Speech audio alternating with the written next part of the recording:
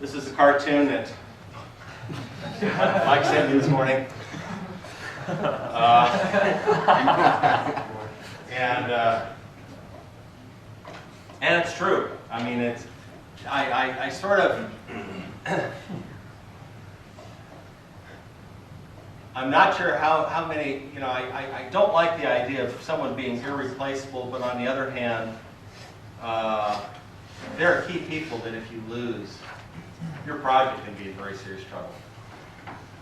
You guys read about the Dead Sea effect, and part of the problem is that your best engineers are the ones least likely to put up with crap from management. And so they're the ones who are going to push back the most or are going to leave if it's a poorly run organization. But often they're pushed out like this.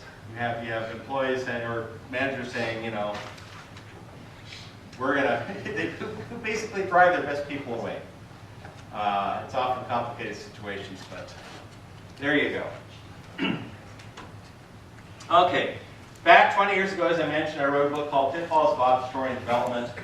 A number of the chapters have very specific things to talk about object design, or object implementation, quality assurance, and so on.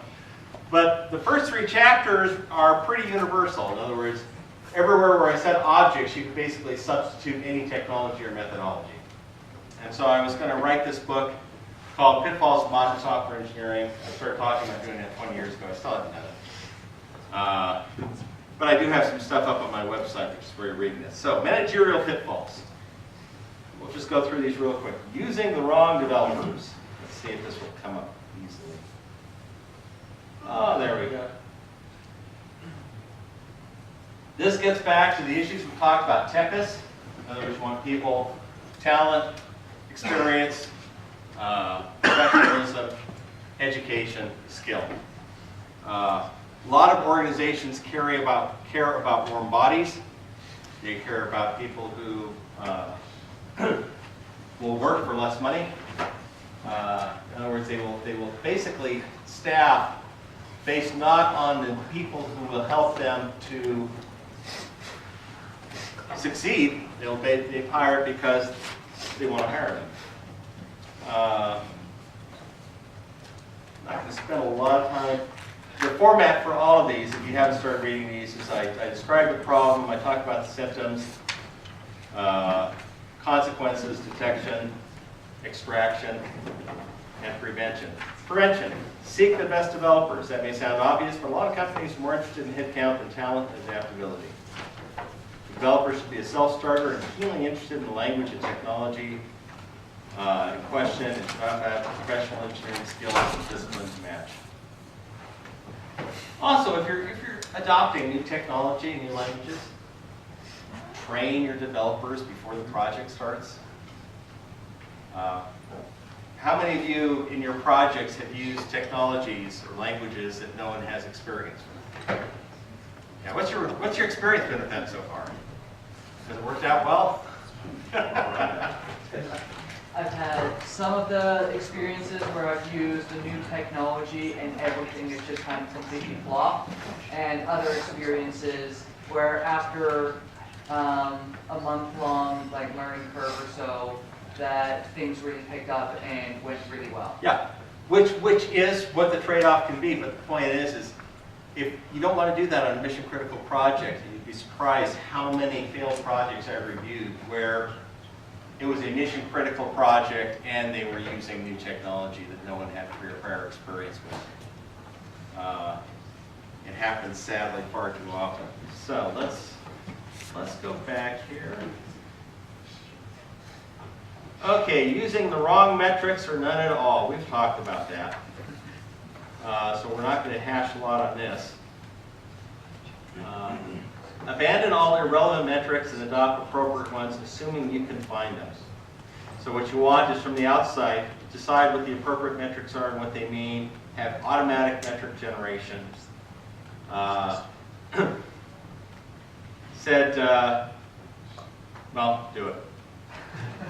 Anyway, and as I point out, often we choose bad metrics not because they're useful, but because they are easy to automate. As I say here, Do you think anyone would use lines of code as a metric if you had to count the lines by hand? No. But you know, you run a little thing, bam, there we go. You know, the lines of code, and therefore it must mean something. Well, it doesn't necessarily mean what you think, and often means just the opposite. Lying to yourself and others. Okay. Self-delusion and group delusion are all too common in software development projects. I'm just going to read this, because you probably have a hard time reading it. Several factors combine to bring this about. One is a natural optimism prevalent among software engineers, particularly when they are not allowed, encouraged, or required to spend sufficient time specifying design with the development. Another is the presumption that no major roadblocks or difficulties will be encountered along the way, either technical or organizational. A third is a persistent, if illogical, attitude on the part of upper management is that because a project must be completed by a certain date, therefore it can and will be completed by that date, and information to the contrary is not welcome. Oh, this happens so much. There is an awful lot of self-deception or internal organization deception on software projects. Often just because the truth is often too painful to face. It's like, no, you know, and again, this is, I can remember, okay, we're back to that year of being late, pages. And I can remember relatively early on, we ended up shipping in March of 1994. Our original goal was around March of 1993. And I remember sometime in the summer, working on a new deadline, and we thought then the new deadline was sometime in the fall. And Kevin Berg, one of the developers, turned to me and said, "What if we don't get this done until Christmas?" And my reaction was sheer horror. I said, "We can't be that late." Well, we weren't. We were later than that, 3 months. But I remember, it was a visceral reaction. It's like, we just can't be that late. You know, we've got to get this out by September. We can't slide all the way to Christmas. And of course, we slid all the way to March the following year. Like I said, that was a very valuable technical education for me. As I said, consequences. Constant slips in the schedule as expectations are continually reset to adjust to the new version of reality. Products that ship very late, if at all, loss of credibility for managers and developers. In the end, you end up looking dishonest, incompetent, or both. Not a good look. Okay. Not identifying and managing risks. Many organizations have become very good at identifying and managing risks. Use software systems to actually allow people to file risks. They are classified, they are actively managed, and so on. A lot of organizations still have blinders. It's like, don't tell me the odds. Well, you know, the odds are you actually are going to hit an asteroid and explode.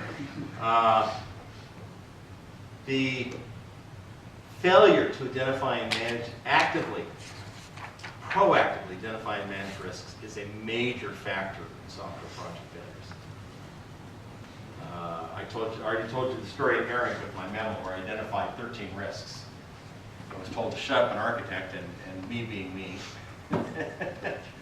2.5 months later, dusted it out and pointed out to the managers that 12 of the 13 risks I had identified had in fact come to pass, and all 12 were having a negative impact on the schedule. But they were, they just weren't willing to listen until the pain was there.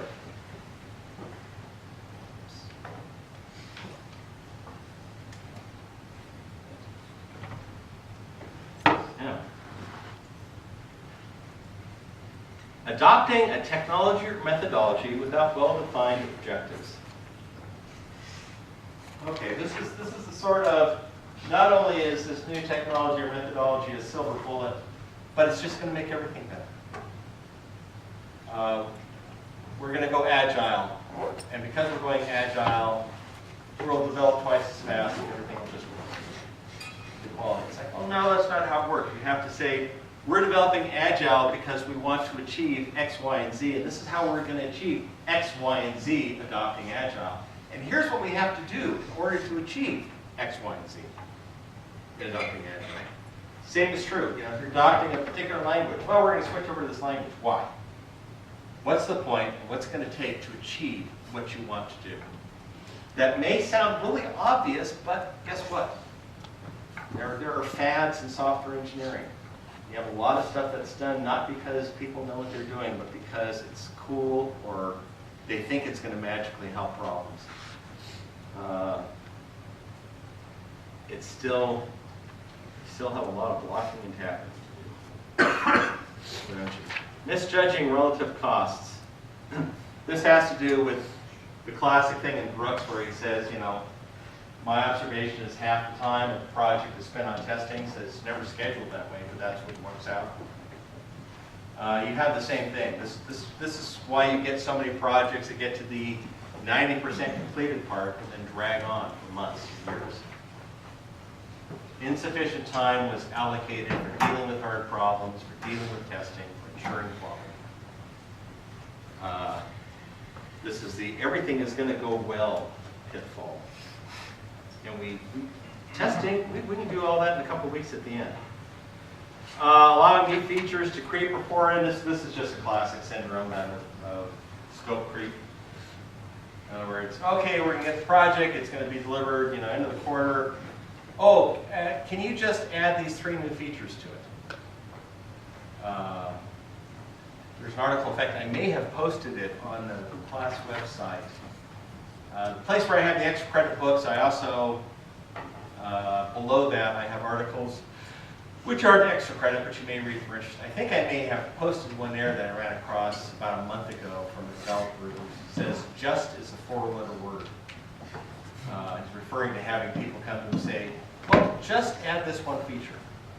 It's like, no, you don't understand. There is no just. The feature we're adding is going to significantly impact the schedule and what we're doing. When I do, as an expert witness, when I do testifying on troubled or failed projects, scope creep is always a big issue. And usually from the developer side, developers saying, you know, we had a set of specifications and the customer just kept adding to it and adding to it and adding to it. Now, what the customer will often say is that, no, we weren't adding features. We had the features there in the first place. We just had to detail what the implications of those features were. So you have a fair amount of back and forth there. Okay, allowing the specification to drift or change without agreement. This is sort of like the scope creep, but the issue here is that you're making a change to the spec. People are just going in and randomly adding stuff without other people knowing what you're adding.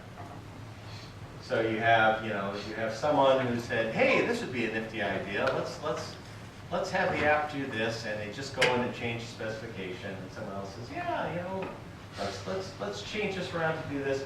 Meanwhile, you have developers who are off on a different path, who don't know that the specification has just been changed out from under their feet. Stuff's been taken away, stuff's been added, or whatever.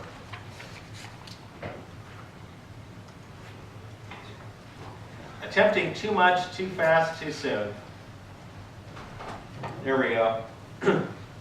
If your organization is adopting some new technology or methodology, it is likely because of wonderful claims about how it will improve your software engineering efforts, faster development time, higher quality, lower complexity, and so on. These hypothetical benefits inspire or tempt managers and developers to leap feet first into adopting a technology or management, using it to tackle large projects with short deadlines. You know, if you're using a new technology or a new methodology, do a pilot project. Maybe do 2 pilot projects, so you actually have a couple of data points as to how well it works. But so often this gets thrown into, you know, we have to, and you know, I saw a lot of this back in the 90s when I was doing consulting. We had corporations that were adopting object technology, thinking that it would allow them to cut the time of these big in-house development projects in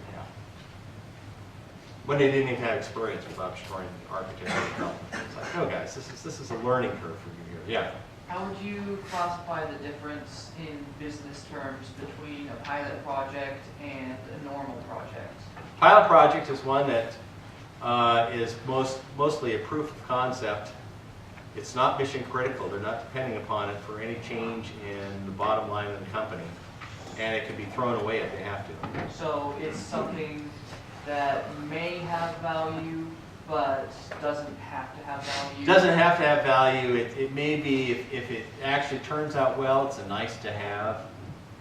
But it's not, it's the company's projected bottom line is dependent upon it. Okay. Whereas often I've seen projects where they have been mission critical for the company and they're adopting new technologies and or methodologies and it's all going south in a big way. Abandoning good software engineering projects or practices.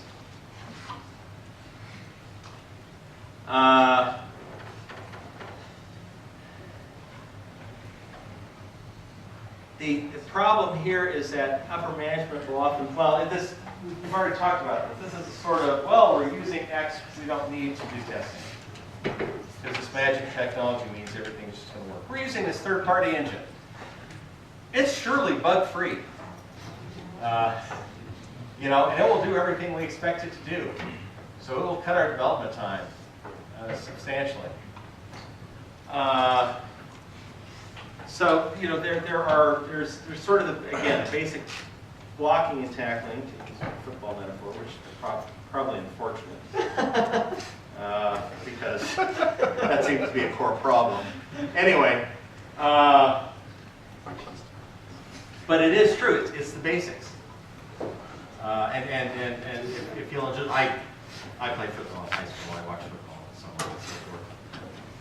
When I see a good open field tackle, I don't care what teams are playing or who it is, I cheer because it is such an essential technique for defense and so many defenders are bad at it. When you see a defender who just makes a good, you know, squares up, doesn't get faked out, tackles in the open field, so it's like, yes, that was well done, you know. Okay, then I'm sure Utah does it, you know. But they have their own problems right now. Anyway, so that's all we're going to cover here. So I'm getting out pretty much where I said it. We have 2 more slides that we'll cover next week. We will cover the rest of the chapters and accelerate, and we'll do your demos, and we'll do a quick one more time through of the which we'll call the midterm slides, just for any lingering questions. Go, be free. It's usually things like, what are risks you see here? What are things you want to know? What are things you look for? What are mitigations? As I said, I've had people answer questions, and my reaction is, gee, I never thought of that, but you're exactly right. That is fully applicable to the situation. So no, I'm mostly looking for the fact that you recognize at least some of the issues and or solutions that you have in those situations, and that you can cite references as to why that is the case. And again, you can cite to my lectures, and heaven knows there are things that I repeat over and over again in class. So often I will have answers like, you know, Professor Webster keeps saying X. And it's like, yeah, that's fair enough. Because I do keep saying X. So that's it, and like I said, so you're all clear, and I'll update the website, but don't worry about a video presentation on the 12th. It's in 4 weeks. What I want is your final demonstration of what you've got, along with a pitch saying, you know, here's what we've done, this is why we think this is a useful or successful product, you know, here's our market. No, don't have to come up with business figures or anything. And demonstrate what you have. I'm extremely impressed with what you've done so far. So, looking forward to that. Last thing.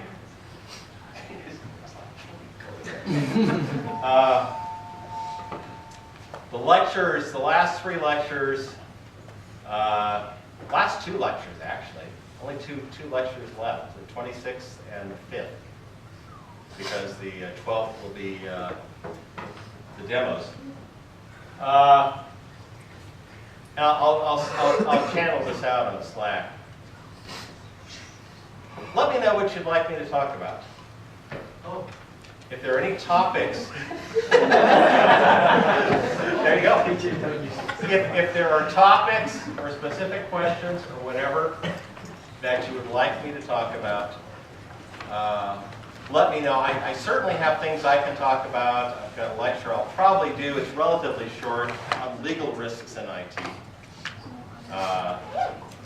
Because that's a good one to be aware of, ways you can get yourself in trouble. But if there's some specific topics that you would like me to address, or either go into further detail than I have, or that I haven't touched upon at all, please do that. And with that, I'll let you guys out of here. These all have 5 parts. Right. And usually it says at least 1 citation. So you can use multiple citations in answering one part of the question. You can certainly use various different sources. You can use 5 different sources in answering, the 5 different parts of one question or whatever. Yes? Are you just looking for like one specific citation? No. So it could just be anything. Anything that applies. Because what I do is I set up a scenario, and it's kind of like, it's usually things like, what are risks you see here? What are things you want to know? What are things you look for? What are mitigations? As I said, I've had people answer questions, and my reaction is, gee, I never thought of that, but you're exactly right. That's totally applicable to the situation. So no, I'm mostly looking for the fact that you recognize at least some of the issues and or solutions that you have in those situations, and that you can cite references as to why that is the case. And again, you can cite to my lectures, and heaven knows there are things that I repeat over and over again in class. So often I will have answers like, Professor Webster keeps saying X. And it's like, yeah, that's fair enough. Because I do keep saying X. So that's it. And like I said, so you're all clear, and I'll update the website, but don't worry about a video presentation on the 12th. That's in 4 weeks. What I want is your final demonstration of what you've got, along with a pitch saying, here's what we've done. This is why we think this is a useful or successful product. Here's our market. No, don't have to come up with business figures or anything.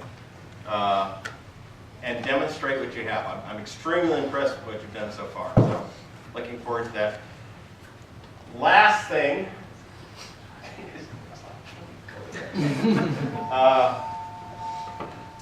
The lectures, the last 3 lectures, last 2 lectures actually. Only two lectures left, the 26th and the 5th, because the 12th will be the demos. Now I'll channel this out on Slack. Let me know what you'd like me to talk about. Oh, if there are any topics, there you go. If there are topics or specific questions or whatever that you would like me to talk about, let me know. I certainly have things I can talk about. I've got a lecture I'll probably do. It's relatively short on legal risks in IT. Because that's a good one to be aware of, ways you can get yourself in trouble.